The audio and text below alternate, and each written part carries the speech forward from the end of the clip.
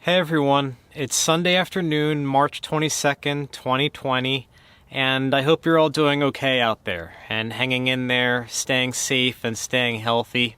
Last week I decided that while I'm stationary, this is a good opportunity to make videos about some of my gear and processes and answer any questions that you might have about the Jeep or the lifestyle in general. So I want to start by talking about the solar solution that I recently had installed by OK 4-wheel drive over the holidays. The solar panel itself is a Sunflare 105 watt flexible panel.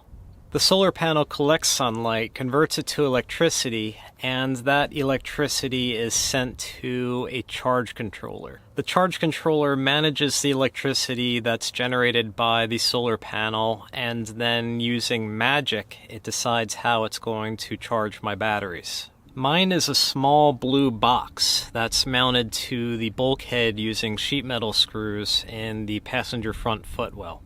It is a Victron Energy Smart Solar Charge Controller MPPT 115 with Bluetooth. And that Bluetooth is a big deal. I strongly recommend that because with the Bluetooth you can get an app for your phone that allows you to monitor the status of your batteries and your solar panel, and you don't need to install any gauges or anything inside your vehicle. Here you can see on my iPhone app on the status screen that we're currently yielding 70 watts, even on this cloudy day. It's showing my battery voltage too, which is around 13.6 volts. And there is a history tab where I can see the last 30 days of performance, and it gives you a good indication of what days were overcast, what days were sunny. And since I've been out here in the desert, it's been phenomenal. The max yield for the 105 watt solar panel just 3 days ago was 137 watts. It truly feels like an off-grid system, and I no longer really have to worry about draining my batteries, with one caveat.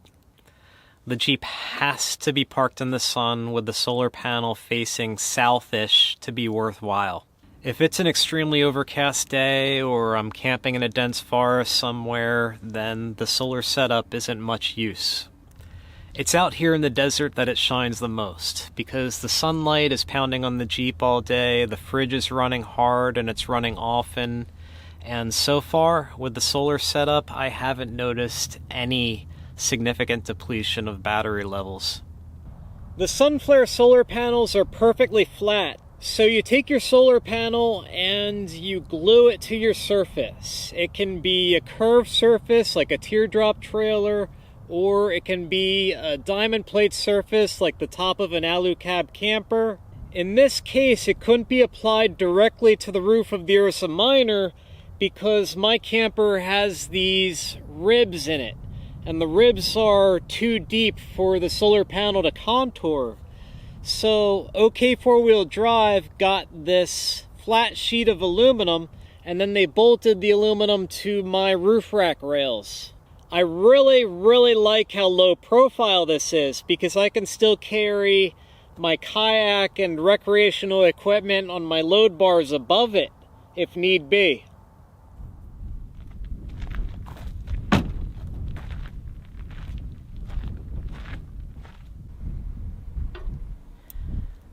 It's Tuesday afternoon, March 24th, 2020, and after being here for over a week already, I think that I'm going to relocate.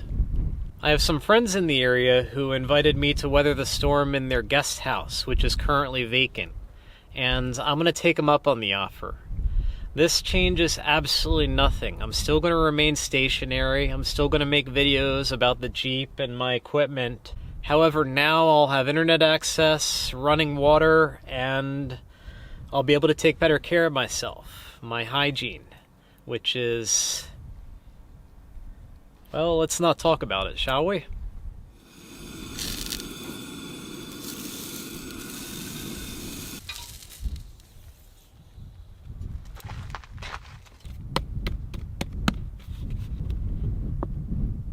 Right, living large. It's Wednesday morning, March 25th, 2020, and I am safely relocated. A huge shout out to my friends John and Becky, who were kind enough to let me use their guest house during this challenging time. Thank you both, and I could not be more grateful. It's very comforting to be here.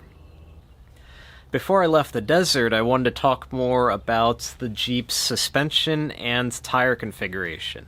The Jeep's equipped with an AEV 3.5-inch suspension system that I installed with my friend Jason about 2.5 years ago. And I've been all over the US and Canada with it on all types of terrain, from highway driving to fairly technical trails. The suspension utilizes Bilstein 5100 shocks, and on top of the suspension itself, I have a Terraflex 1-inch coil spacer in the back that I installed right off the bat to help manage the load of the Ursa Minor camper and any cargo I might be carrying. It's been a while since I weighed the Jeep, but I think it's between 6,300 pounds, 6,500 pounds. But at no point since I've been running the AEV suspension did I feel like it was inadequate and unable to bear the weight. In addition to the Terraflex 1-inch coil spring spacer in the rear, I have an Old Man Emu trim packer on top of the coil springs in the front. And they're about 1/2 inch. They're not very tall at all, and those are used just to help compensate for the weight of the winch. And I didn't add those until the winch was added. I did feel like they were necessary to maintain the stance and the ride height that I had originally. The suspension utilizes the factory control arms and relocation brackets to preserve the correct suspension geometry. The factory control arms with the rubber bushings are subject to the same wear and tear that come with age and aggressive use. I did finally have the control arms replaced by OK 4-wheel drive over the holidays in 2019. The rubber bushings on my original control arms were very much shot. Those are normal wear and tear components, however, so I still strongly prefer them. One, because the rubber bushings are soft, they're quiet, they're flexible, and two, the factory control arms are a dime a dozen. You can find them in salvage yards, you can find them in dumpsters behind 4-wheel drive shops, so you're never going to be challenged to find the correct components if you're in a pinch and something needs to be replaced. The AEV brackets that come with the AEV kit have been great. They're mostly bolt-on, some drilling is required, and they've been holding up nicely. I did have an issue with the track bar bracket on the front axle. Over a year ago, I had catastrophic death wobble, which was not related to the AEV suspension. I had some worn bushings, I had a bad steering stabilizer, and I had a tire that was out of balance. And my front end was wobbling so violently that it broke the factory track bar bracket off of the front axle. So that's not a criticism of AEV's component, but AEV's bracket was replaced by a weld-on solution, and my front track bar has been replaced with an adjustable one from JKS Manufacturing, a little bit more heavy-duty. My suspension setup nicely accommodates 35-inch tires, it articulates very cleanly, and steers with no rubbing whatsoever. One consideration, I almost forgot about this, and I think this is true for most 3.5-inch JK lift kits. The diameter of the factory front drive shaft is very large, and there's an exhaust pipe that's routed just below it. So when you increase your ride height, the front drive shaft is angled down more, and at full droop, without making an alteration, there is a possibility that your drive shaft is going to come in contact with your exhaust pipe. So Terraflex makes an exhaust spacer kit, which is just 2 short lengths of pipe that have to be installed by an exhaust shop, and then they ultimately grant your front drive shaft more clearance to cycle with the suspension. That is the more cost-effective solution, and it works, it gets the job done, but that is not the solution that I recommend. Instead, replace the front drive shaft entirely with one that is smaller diameter and that utilizes 1310 U-joints at both ends, which also requires a new front output yoke on the transfer case.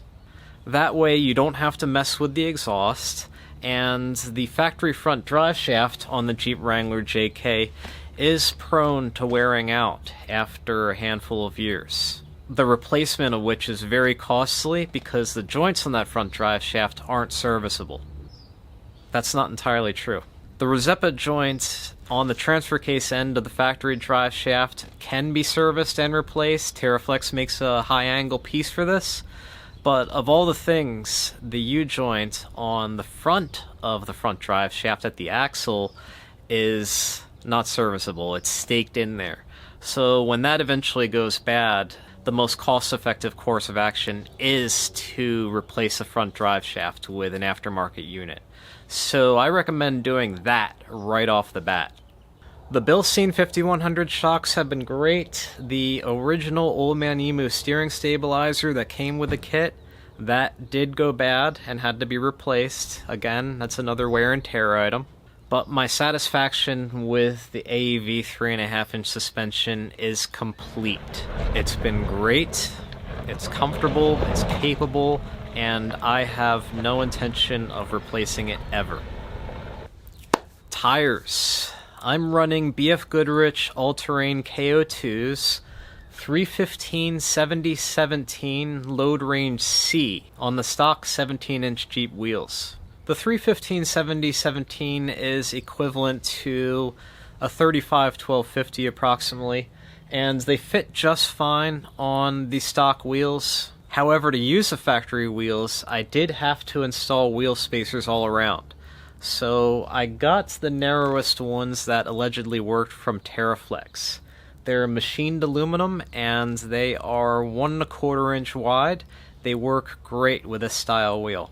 Wheel spacers aren't ideal. You're introducing a point of failure by adding an additional part to your wheels. So on paper, it's generally safer to replace the wheel entirely. However, the TerraFlex spacers are well made and they're correctly installed. I'm happy with my wheels, so I'm going to keep what I've got for now. My BFGoodrich All-Terrains are phenomenal. I'm on my 3rd set since I lifted the Jeep 2.5 years ago, and my last set I got about 33,000 miles out of them. And they were replaced prematurely, so I probably could have gotten 40,000 miles or more. While that number might seem mediocre, I subject my tires to a world of abuse, particularly running them at below average PSI on the highway, and they get torn up on dirt roads. For my needs, as long as the mileage is within reason, 33,000 miles is fine. That's great. The characteristics that are most important to me are performance, capability, comfort, and first and foremost, trust. Knowing how the tire is going to respond to adverse conditions is paramount. I trust this tire, up and down. In almost 3 years of very heavy use, the only damage these tires have incurred have been from screws and nails, and any tire is going to succumb to those conditions. I won't hesitate to drive these tires over jagged terrain, and the footprint and snow and sand and mud at low PSI has just been phenomenal. That's about all I've got. I hope that answers a lot of your questions regarding my tire and suspension setup. The bottom line is I'm happy with it all, and I have no plans to replace anything or change anything up.